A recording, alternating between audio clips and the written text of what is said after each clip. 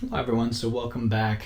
Today I wanted to talk a little bit about your self-conception. Most of us have an idea about ourselves and wanted to explore where this idea comes from. Before I get into that though, as always, I want to thank my patrons on Patreon and everyone who has contributed via Venmo and PayPal to allow me to continue doing this work. I'm very passionate about teaching yoga, and so I teach yoga all the time, almost every day, many times a day.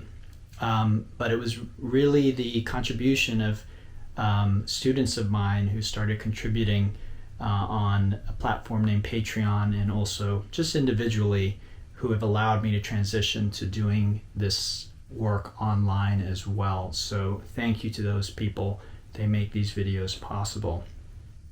All right, so where does our self-conception come from? Many of us have an idea about ourselves, right? Maybe you think you're a kind person. Maybe you think you're inconsiderate. Maybe you think you're really smart. Maybe you think you're pretty. Maybe you think you're talented. Where do we get these ideas? Have you ever considered it? Are those thoughts or ideas we have about ourselves really true? Have you ever had an idea about yourself like, I'm really pretty, and then someone says something to you and then you don't feel pretty anymore? Has that ever happened to you? Or smart, maybe you think, I'm really smart, and then you maybe take an exam or a test, or you're trying to get into a certain college or something, and maybe you don't. And you start to question, am I really smart? Or maybe you think you're talented. Maybe you're a musician like me and you think you're talented. And you go to a jam session or you play with some people who are way more talented than you. And then you start to question, am I talented? So where do these self-conceptions come from? Well, I want to explore two places. I'm not saying this is exhaustive today, but I want to explore two places that they come from. So the first one is other people. All right. So when we're really young, very often, our parents, our siblings, our friends, strangers, teachers start to tell us things about ourselves. And they tell us these things based on their own ideas. And I don't know if you've noticed, but a lot of human beings really don't know much of anything. They really don't know what they're talking about. But when we're really young, we're very innocent, and we don't know that. And we tend to really love our parents unconditionally, and we rely on them, and we really trust them to guide us. And so depending on our parents, sometimes our parents are so enamored with us, they just love us so much that it blinds them to the truth.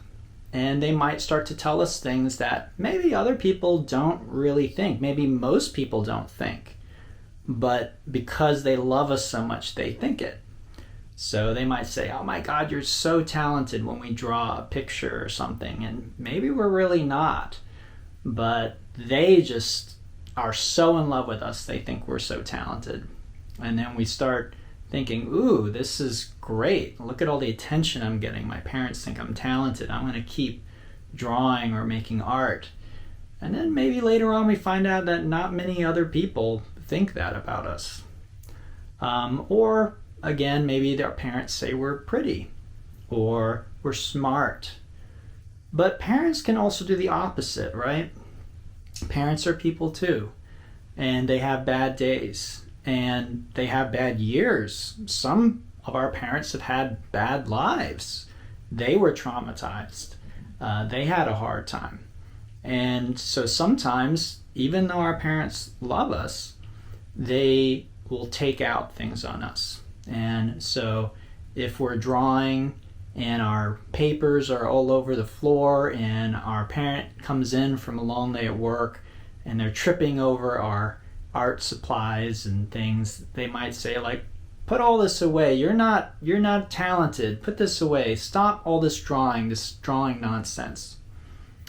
Does it mean we're not talented? Not necessarily. It just was the mood our parents were in. But if we're at a certain age and we're very impressionable, something like that can really make a big impact on us. I'll share a story with you. A few years ago, when my father was still alive, we traveled down to New Orleans to do a bhakti immersion together with Sean Johnson. He's a wonderful kirtan artist, and I really bonded with Sean when I was down there. It was a beautiful experience. We all had the last name Johnson, so my dad is Otis Johnson, Douglas Johnson, Sean Johnson, so we had a little bit of fun with that. Anyway, when we were there, it was interesting how many people shared stories about how when they were young, their parents had told them to be quiet or to stop singing, that they had an ugly voice, things of this nature. Again, because children are innocent, and maybe you were young and you were just singing at the top of your lungs because you were so full of life and joy. And your parent was having a bad day, or they had a headache, or whatever it is. Again, parents aren't evil for these things. They're human. They make mistakes, but because we're so innocent and young, and our parents are given such a huge responsibility, sometimes our parents they aren't their best selves, and they say things that really aren't true, and maybe they don't even believe it ultimately, but just in a moment of weakness, they'll say something like, "Will you shut up?" Or "Just stop that singing, stop that racket." But because we're so young and innocent and impressionable, we take that and we think, "Oh my God, like I made mom angry, or I made dad angry with my singing." And part of us says, "I'm never going to sing again. I'm not going to do that again. I have a horrible voice," whatever it is. So what I want to illustrate with this is most of us have a conception about ourselves. Again, I have a good voice. I have a bad voice. I am talented. I am not talented. I am smart. I am not smart. I'm tall. I'm short. I'm fat. I'm pretty. Whatever it is. And one of the places we get these ideas is from other people. And what I'd like to share with you again is, if you really look around, you notice that most human beings really, at least from a spiritual perspective, don't know much of anything. They have their opinions, sure. Everyone's got an opinion, right? It doesn't really mean that much just because someone has an opinion. Someone thinks you have a good voice. Does it mean you have a good voice? No, not necessarily. Someone thinks you have a bad voice. Does it mean you have a bad voice? What does that even mean? Right? It means that someone likes hearing your voice. That's all. Now, maybe many people agree about something. Still doesn't make it true, right? There are musical artists who many people like, millions of people like, and you may not like them, right? Does that mean that you're supposed to like them because millions of other people agree that they're talented or that they have a beautiful voice? There are people who will tell me that someone has a beautiful voice, an artist, I'll listen, and I don't think so. It doesn't resonate with me. So does that artist have a good voice or not? Well, in my opinion, no. All right? So what is the truth? Again, this is something we've explored before. So most of us get an idea about who we are and what we are from other human beings telling us. You're talented, you're smart. And what they're doing is, again, based on their own experience. And by comparing us with other people, they tell us these things. But these things are not true. Ultimately, they're not true. The other thing is, everything is temporary, right? So when we are 13, maybe someone tells us, "My God, you're gorgeous, you're beautiful," or we're 16, or we're 22, right? We're young and we have flawless skin, and someone says, "You're just the prettiest thing." All right, well, when we're 80 or 90, is that going to be true? So are we the same person? Right? Who are we? What are we really? This is, again, a very important question in spirituality that we need to look at.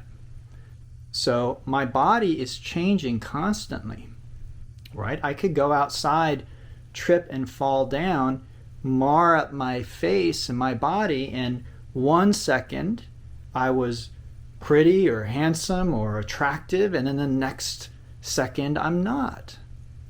Okay, so this something like you're pretty or you're talented or you're smart is not a basis for self-identity, because it's temporary. It's changing. It's a moving target. And when you tell yourself, I'm pretty, I'm smart, I'm talented, you're not stating something that is going to be true always. Spiritually speaking, we're only interested in what is eternal, what is always true. So this is true of our identity as well. If I say I have black hair, well, I have black hair today. I have some black hair left, but I'm going gray, and there's more and more gray hair. And one day, probably all my black hair is going to be gone. So saying Douglas is someone with black hair, this is not spiritually true or ultimately true. It's a temporary state. It's a temporary statement. Same with talented, smart, all these other things that we can say. These are temporary. Okay? Spiritually speaking, this is not a way to feel safe. This is not a way to know the ground on which we stand so that we can feel secure. If we try and put our identity onto something like our looks or our talent or our intellect, then it's like standing on quicksand. We're not going to have any stability in our life, and we are going to suffer as a result. Okay? Now, the other area that we get our self-identity from, it's really the same thing, but it's another way of looking at it, is the past. Okay, so everything you think about yourself, everything you think you know about yourself is a memory. So again, I love to play the guitar, and since lockdown I've been playing a lot of guitar, right? Since the beginning of the pandemic. It just is, I always play a fair amount of guitar, but I've been playing even more. So again, this idea, I can play the guitar. Well, I can sit down with the guitar, I can pick it up, and yes, that might be true. The next time I sit down to play the guitar, I might be able to play the guitar. But again, there may come a day, maybe because I get injured, maybe I have a brain disorder, who knows? One day I may sit down to play the guitar and I can't play the guitar. So again, this example might sound a little silly, but it's just an illustration. The idea that I can play the guitar, I am a guitarist, again, is part of how we get our self-identity.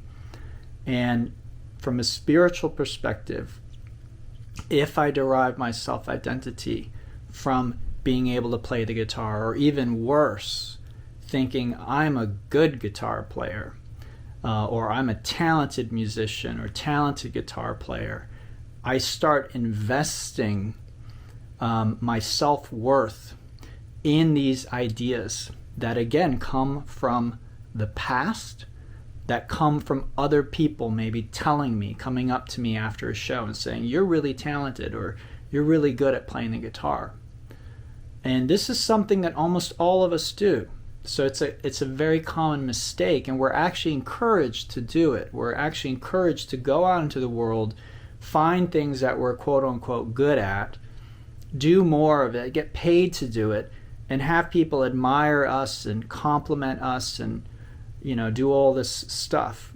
And we start to build up our ego identity with that. And so very, very common for us. It doesn't make you a bad person because you've done that. But what I'm here to share with you is that will lead to suffering sooner or later. It tends to lead to a little high, right? So if, again, you're 16 or 18, you're going to your prom, you're a girl and you come down in your beautiful prom dress and your parents start crying because you're so beautiful and your date compliments you and how amazing you look. Everyone at the prom says how beautiful you are. There's a little high in that, isn't there? There's a little bit of a jolt. Our ego gets boosted. But anytime we get that payoff, it's yin and yang. We're going to come down on the other side.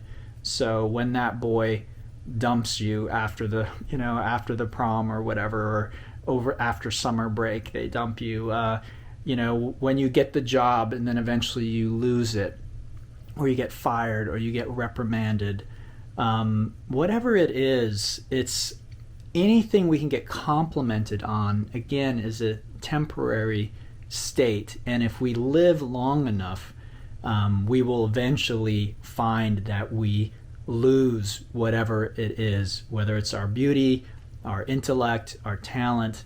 It's just the way things are rigged for us human beings. The only way to avoid that is we die young. And, I don't think most people are trying to do that.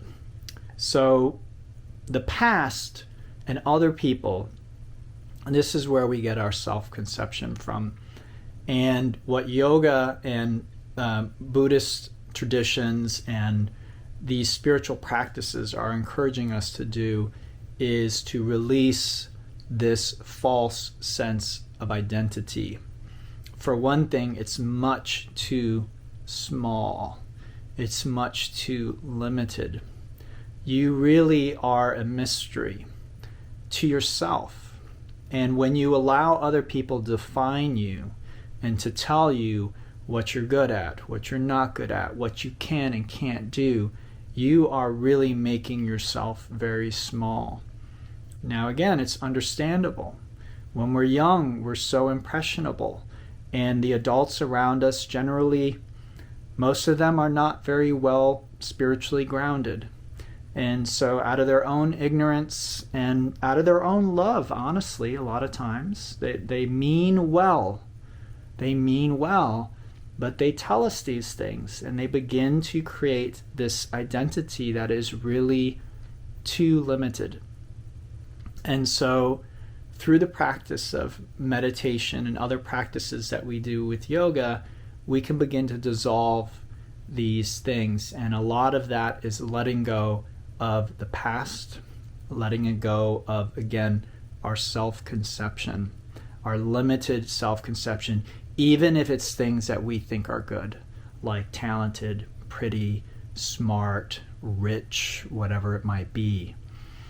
So if you haven't already started your meditation practice, I encourage you to do so. I have some older videos where I give instruction. I might do an update. Every time I give the instruction, it is a little bit different, and it's very good to hear the instructions more than once. Hopefully, the pandemic will be calming down here, and at some point we can start doing meditation retreats again. And that really is the best way to dive into your meditation practice. Come away with me for a weekend and with other seekers and some people who maybe have a lot of experience, and jump in with both feet to your meditation practice. And it is the most powerful spiritual tool that you have at your disposal. All right, everyone. Again, thank you to everyone who supports me, everyone who likes and subscribes and contributes. Thank you to the community. I miss you all, and I am working and trying to find ways for us to connect. So even though we may not have seen one another in person in a while, I am picking up more and more classes. And if you have any questions about that or you want to see me in person, let me know. And also feel free to reach out for a one-on-one session. Since the beginning of the pandemic, many students have taken advantage of the sort of slowdown and have reached out to me personally, and we've done work one-on-one, either over Zoom, or we'll meet for coffee or tea, or get a bite to eat, or go for a hike. And these very often are very powerful ways to deepen your practice and understanding. So thank you, everybody. Have a wonderful day, and namaste.